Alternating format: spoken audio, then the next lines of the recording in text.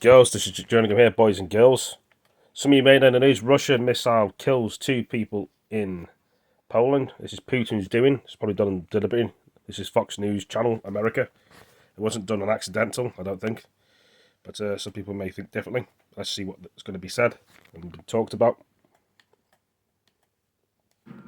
Russia launching a major missile attack in cities all across Ukraine, and now reports that a missile crossed into NATO territory, killing 2 people in Poland.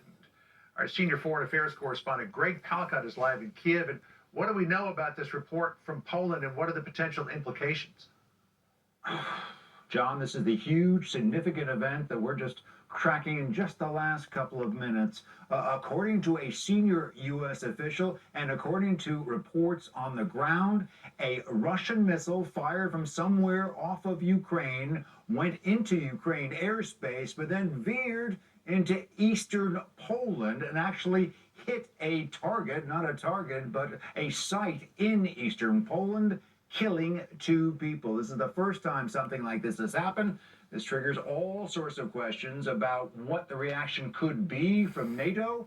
I think we all know now about that Article 5 of NATO, that any attack on an ally of the United States, of a NATO member, would trigger some kind of response from NATO. So again, breaking news just about the last 10 minutes or so. We are tracking it. We'll give you more as we know about it. But yes, let's talk about this huge barrage of missiles that hit Ukraine today, the biggest barrage of this entire war. We heard a few hours ago the air raid sirens. We heard explosions. Take a look at what we saw.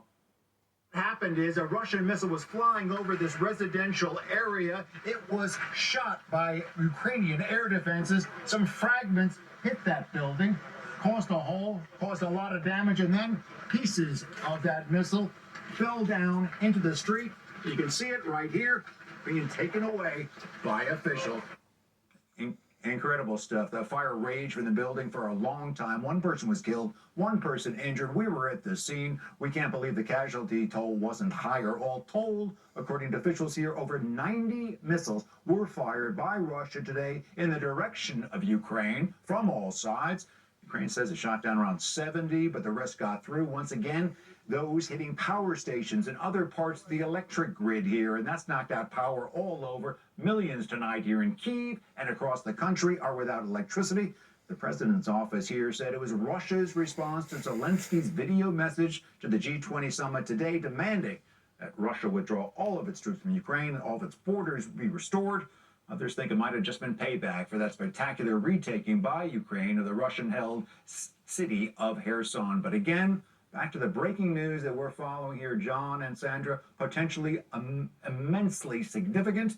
It looks like one of those missiles, according to a U.S. official, which Associated Press is reporting, we do not have this yet confirmed from Polish authorities. It seems like one of those Russian missiles strayed across the border between Ukraine and Poland, hit a site in Poland, apparently just a civilian site there, but killing 2 people. We understand the Polish government is in emergency session now taking a look at this.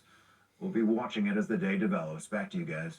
So thinking about the potential repercussions of the missile straying into Polish territory, Poland is a NATO member. NATO has something called Article 5. An attack against one is an attack against all.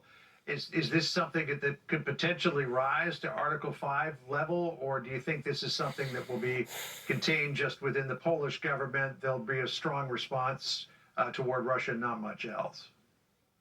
We can't predict that at this point, John, but certainly throughout this entire war and prior to this war, prior to February 24th, that has been the risk. That has been the danger that the U.S. and NATO allies have been very concerned about. NATO has been worked hard to prevent this war from happening, essentially because of this kind of danger, and it has flatly stated before and during this war that if Russia decided to intentionally attack any NATO ally, there would be a NATO response. And frankly, according to the NATO charter, John, that could be very strong. Is this an intentional attack? Is this a mistake?